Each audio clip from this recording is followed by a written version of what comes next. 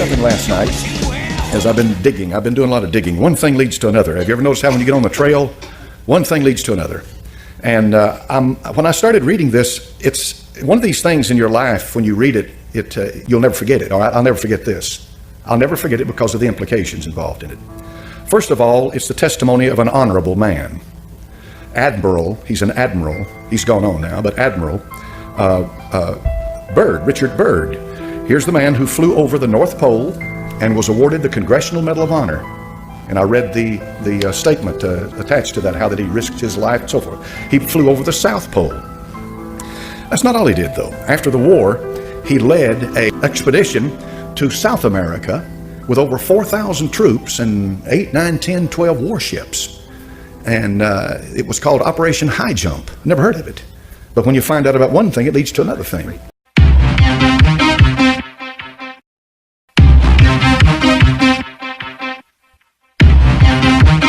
What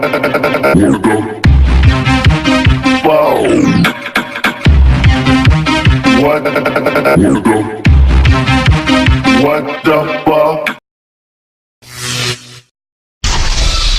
But let's get into it quickly because you're wondering what's going on. The man's an aviator. He's a pilot.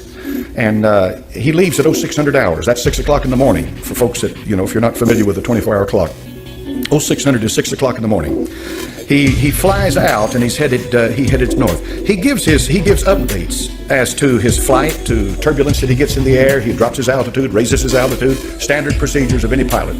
And he does this, and he talks about how he does it, and continues to fly. He has constant radio checks with his base, so they'll know where he is. They keep up with him. And back in those days, they didn't have GPS and all of that stuff, so they flew by what's called dead reckoning a lot of times. And pilots know exactly what I'm talking about when I'm talking about dead reckoning. He continues to talk to them until he gets down, until he comes. He's flying over the ice. He's flying over the North Pole. And what do you expect to see? Nothing but ice. That's what you expect to see. One sheet of ice after another sheet, just solid white ice, snow, the North Pole.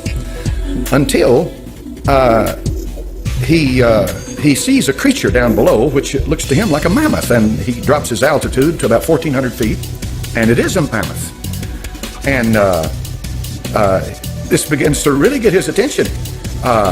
He sees a mountain range, and at 10 o'clock in the morning, so now he's been in the air for 4 hours, he says he crosses over the small mountain range and still proceeding northward as best can be ascertained. Beyond the mountain range is what appears to be a valley with a small river or stream running through the center portion. There should be no green valley below, no green valley in the Arctic, no green valley. And something is definitely wrong and abnormal here, he says. We should be over ice and snow. To the port side, port is left, starboard is right. To the port side are great forests growing on the mountain slopes.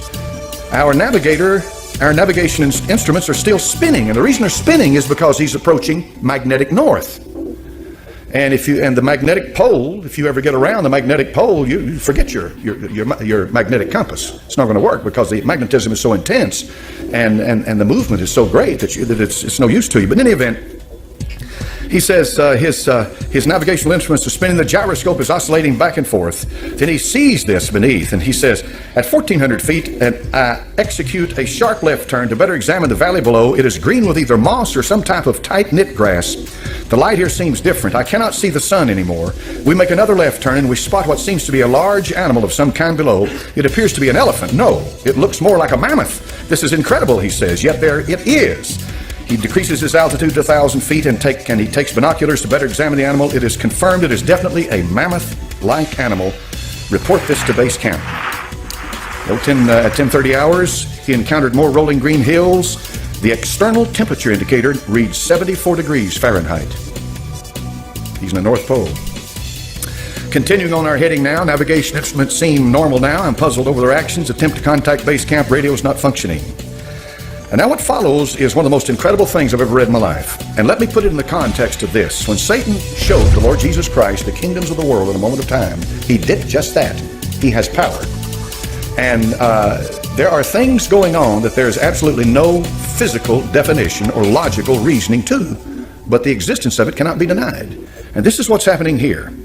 In 11:30 hours, countryside below is more level and normal. If I may use that word, ahead we spot what seems to be a city. This is impossible. Aircraft seems light and oddly buoyant. The controls refuse to respond. My God, he says, off our port and starboard wings, a strange type of aircraft. They're closing rapidly alongside. They're disc-shaped and have a radiant quality to them. They are close enough now to see the markings on them. It is a type of swastika. This is fantastic. Where are we? What has happened?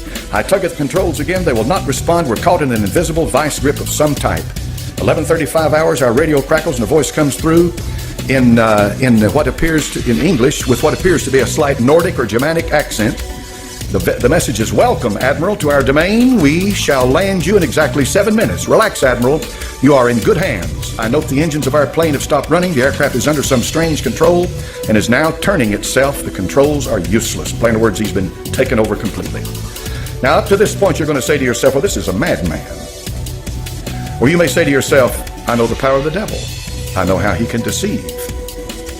And what follows, he is taken into a city by blonde-haired men who look like these Aryans that Hitler and the rest of them were talking about in Germany. And then he's finally taken to their leader. And when he's taken to their leader, he has a conversation with him. He's their master. And that master tells him that essentially that they've been observing us on top of the earth where we live for a long time, and that we have gotten to the point by killing each other. And they're talking about the atomic bomb that had just been recently dropped on Hiroshima and Nagasaki. You know those two. This happened in 1947, I think this happened. And they were saying that we are going to have to do something with the people who dwell on earth. They tell Admiral Byrd that he's an honorable man, and he asked him, why am I here? They said, because you're chosen to be here. You're a man that we can trust. We're going to tell you what's happening. We're going to tell you all of this. They tell him. They send him back. So he goes back and he tells his superiors. And apparently they tell him to hush this up. This stays hushed until right before he dies, this diary comes out. Because he says, I cannot leave this world without letting humanity know what has happened. I cannot leave. I must tell them what happened. Before we go any further, let's ask ourselves some questions. Number one, did he write this diary? Is this Admiral Byrd's diary? Did he really write this? Number two, if he really did write this, and this is legitimate, this is his diary, then something obviously happened to this man when he was over the North Pole. Something happened. Something obviously happened to this man. Number three, regardless of whatever happened to this man, he's convinced something happened to him, so it's incumbent upon us, what did happen to him when he was over the North Pole? All right? If you press this thing a little further and do a little more studying into it, you'll find out that there's an awful lot of people out there that believe the earth is hollow, that there's not a molten mass in it like they say. Now, if you're a Bible believer, you know this. You know that the heart of this earth, hell, is located. If you believe the Bible, all right? If you believe the Bible. And if you believe the Bible, the book of Revelation makes it very plain that the bottomless pit, which is hell, was opened, and out of that pit came these creatures upon the earth. They're coming out on the earth. They're coming out on the face of the earth. Now, that's a wild thing. This is why a lot of churches in this country, an awful lot of churches in this country, absolutely refuse to read or study the book of Revelation or preach from it, because it has some things in it that just literally blow your mind. And that's one of them, talking about creatures coming up out of the bottomless pit, Apollyon and Abaddon and all of that. But if I'm a Bible believer, I believe it's real. All right. You can get off and you can get way out in left field with a hollow earth theory. All right. And you can get in deep into all of this stuff that I'm just going to present it to you this morning in the context of what we're studying, because we're studying a deceit that's coming on this earth of unbelievable proportions. A deceit, all right, a deceit. Now, we know that Adolf Hitler, when he was Chancellor of Germany, was deep into the occult. We know they didn't do anything unless they consulted their occult masters and prognosticators and what have you. And that the German high command, Himmler and men like that, even Himmler himself was far more into the occult than Hitler, and Hitler was head over heels into it, but Himmler was deep into it. These men were guided every moment of their life by an occult satanic power and spirit. Germany did definitely develop during World War II some of the highest technology on the earth. I saw this the other day on the History Channel, and I didn't know this. Nobody had ever told me this, but this is what the History Channel reported, that two German scientists in the 30s, these two German scientists had split the atom. Now think hard on that. Think hard on that. And it was the German scientist, Werner von Braun, men like that, who got America into space. That's a fact, folks. That's a fact. No question about that. The only reason they didn't put them to death at Nuremberg with the trials was because they needed them. And so they needed their technology, what have you. Anyway, Germany apparently was way ahead of the rest of the world in some of this technology. Germany had a society called the Vril Society, V-R-I-L. How many's ever heard that term? Most people haven't, but a few of you have, all right? That's an occult society. But the premise of the Vril Society was this. They were able to tap into satanic power and apply it to physical things. See? They were able to tap into to occult power. They called it whatever force they called it. We know what it is. The power is either of God or the devil. But they tapped into it. And they were able to apply it to physical things. There are photographs of flying saucers the Germans made. I've seen them. But they're not flying saucers like the classic example of them. But they are flying saucers. In other words, they are propelled by a propulsion system that was unknown by most of the world at that time. But in any event, the bottom line is that the Germans had tapped into the occult world and had begun to build this system based on what they were getting from the occult world. And that system was this. They believed that in the north, that there was an entrance into a hollow earth, and that spirit beings lived there that were vastly superior to us, and that these spirit beings were our forefathers. And that's what Hitler was trying to do, was to try to bring the race back, the Aryan race, back to its roots, back to what it should be. And this is why the root race theory is so important when you get into this stuff. You remember I told you about the root race? You remember which one I told you the Aryan was?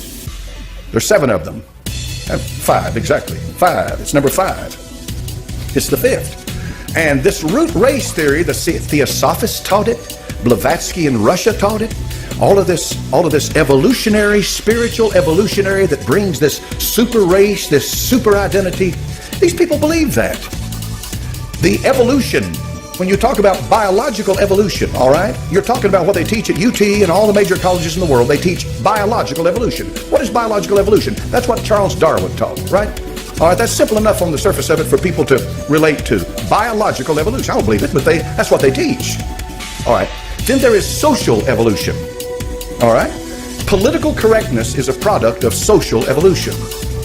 What's social evolution? Well, if biological evolution is true, then social evolution is where the masses and humanity and governments are able to learn how to live in peace and blah blah and so forth. In plain words, social evolution means that there must be a one world government for men to live. That's social evolution. See, that's not biological evolution. But the idea is that if evolution is true, they believe it is, then therefore that justifies the idea, well, men must live together. Then there is this esoteric, this spiritual, this stuff here we're talking about that Admiral Byrd saw. There is that type of evolution, and this gets into the mystical category of it, because this gets into that highbrow stuff about the spirit beings that are channelers and guides and are communicating with people. And the U.S. government would never tell you this, but they've had all kinds of experiments into this, and they've got labs, and they've got underground labs, and they're doing experimentation into this stuff, and all of this is going on right now, and people go off on the deep end when they get into it, and you got to be awful careful with it, because you can get into this stuff and you can become possessed by these spirits, because these are demons, and these demons are smart. Admiral Byrd saw something. I don't doubt that for a minute, but he did not see a civilization of advanced beings that had evolved to that point. What he saw was either an apparition or a physical manifestation of some spirit power that's demonic. That's what he saw. But it blows my mind to begin to realize how powerful it is. What I'm going to say to you this morning, I want to say it to you, and I want you to take it to heart. When the deception comes, if you're not a born-again believer, you'll be swept away with it. The deception will be greater than you ever imagined in your life. It is going to be profound as to what happens. When Ted Gunderson talked about, and I put it together, he talked about people in the high places are Satanists. What he's talking about, they're Illuminati. He's talking about spiritual power in high places that will bring about a one world government. And by doing that, they intend to rule the world. And they have the help of a whole I don't know what do you call it, a mass of demonic spirits who are able to perform all kinds of miracles, deceptive miracles, manifestations, and all of this stuff to help them to bring about that one world government. And the goal is so that they can put one man up and worship him as God, the Antichrist. Now, there is a mind behind all of it. There's a mind directing it, and that mind is the devil, Lucifer. He wants worship. He wants worship. He covets worship. He does. And money's nothing to him. And the souls of men, and power's nothing to him. He's got power. He covets worship. That's why he said to the Lord Jesus Christ, you fall down and worship me, and I'll give you the kingdoms of the world. He covets it. Now when you look around yourself, and what I'm talking about, I've talked about Bird, and I've talked about this other stuff. You got to ask yourself the question, well, how long is it going to be then? I mean, they've got all this technology, they've got all this stuff going. How long is it going to be before they bring this together and they do it? They're already doing it. It's already happening. It's already happening. When you look outside, how many of you have noticed these little antennas that have a square box on top of them? That's ELF. That's an ELF antenna. You know what that's for? Ostensibly, it's for this. Send frequencies into your head, and you wonder, why is it that I'm thirsty, or why would I like to have an ice cream, or why, all of a sudden this desire hits you. It's because they're feeding this stuff into your brain. Now you say, well, now that's crazy, preacher. That they wouldn't do that. The government wouldn't do that, would they?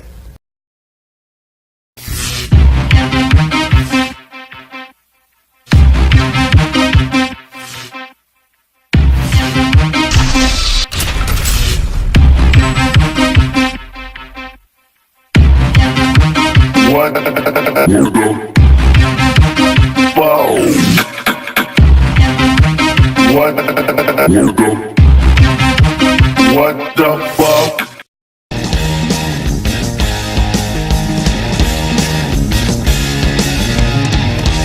Roll me a penny, and I'll make you a dream. You find the life's not always what it seems. No, don't you know that I read something last night as I've been digging. I've been doing a lot of digging. One thing leads to another. Have you ever noticed how when you get on the trail, one thing leads to another? And when I started reading this, it's one of these things in your life, when you read it, you'll never forget it. I'll never forget this. I'll never forget it because of the implications involved in it. First of all, it's the testimony of an honorable man. Admiral, he's an admiral. He's gone on now, but Admiral Byrd, Richard Byrd. Here's the man who flew over the North Pole and was awarded the Congressional Medal of Honor. And I read the statement attached to that, how that he risked his life and so forth. He flew over the South Pole. That's not all he did, though. After the war, he led an expedition to South America with over 4,000 troops and 8, 9, 10, 12 warships. And it was called Operation High Jump. Never heard of it. But when you find out about one thing, it leads to another thing.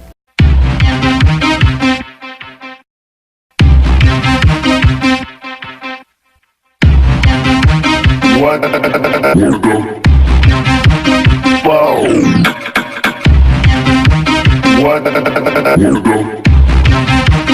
What the fuck?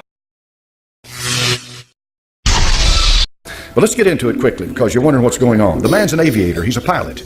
And he leaves at 0600 hours. That's 6 o'clock in the morning for folks that, if you're not familiar with the 24-hour clock. 0600 is 6 o'clock in the morning. He flies out and he headed north. He gives updates as to his flight, to turbulence that he gets in the air. He drops his altitude, raises his altitude, standard procedures of any pilot. And he does this, and he talks about how he does it, and continues to fly. He has constant radio checks with his base, so they'll know where he is. They keep up with him. And back in those days, they didn't have GPS and all of that stuff, so they flew by what's called dead reckoning a lot of times. And pilots know exactly what I'm talking about when I'm talking about dead reckoning. He continues to talk to them until he gets down, until he comes. He's flying over the ice. He's flying over the North Pole. And what do you expect to see? Nothing but ice. That's what you expect to see. One